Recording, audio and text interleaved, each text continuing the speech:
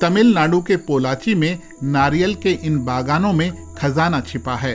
इन पेड़ों के नीचे जायफल की फसल फलती फूलती है।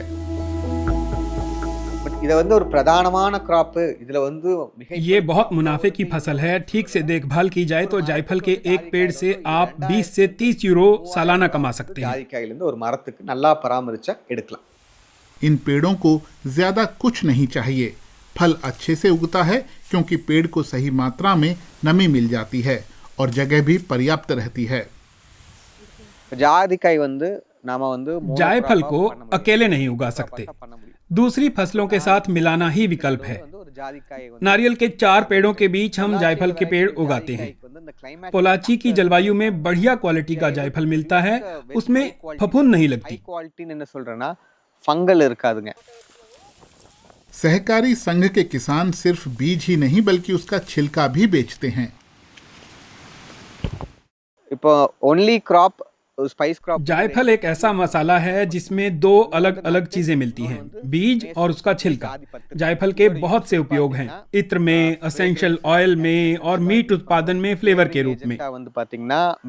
यूरोप में हैम और मिंस्ड मीट में उसका काफी इस्तेमाल होता है। छिलका भी उसी तरह काफी काम आता है, एसेंशियल ऑयल या फ्लेवर में। पहले पोलाची का जायफल बहुत मामूली कीमत पर बिकता था। व्यापारी जो बोल दें किसानों को वही मानना पड़ता था। व्यापारी घर घर जाते और मनमर्जी की कीमत पर जायफल खरीदते थे। हमें एक कीमत देते और दूसरे किसानों को कुछ और। किसान आखिरकार अपने लिए खड़े हुए और उन्होंने एक कोऑपरेटिव बना लिया।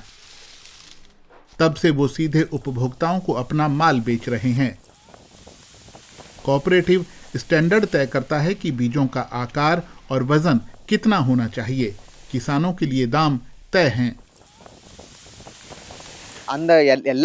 किसानों का संगठन उन्हें स्टैंडर्ड दाम देता है। सभी किसानों को एक ही रेट मिलता है, तो उनके जीवन पर उसका प्रभाव देखा जा सकता है। कोऑपरेटिव के किसान हर साल करीब 120 टन जायफल बीज और 15 से 20 टन छिलका निकालते हैं। पड़ोसी राज्य केरल के मुकाबले ये सिर्फ 1% है, लेकिन पोलाची के जायफल की क्वालिटी बेहतर मानी जाती है। पोलाची का जायफल सबसे उम्दा और पूरी दुनिया में मशहूर है। हम उसकी ब्रांडिंग पर काम कर रहे हैं। ऑस्ट्रेलिया और कनाडा को सीमित सप्लाई भेजी गई है। अपने संसाधनों का बेहतर इस्तेमाल कर किसान न सिर्फ पर्यावरण को बचा रहे हैं बल्कि अपनी आजीविका में भी सुधार ला रहे हैं।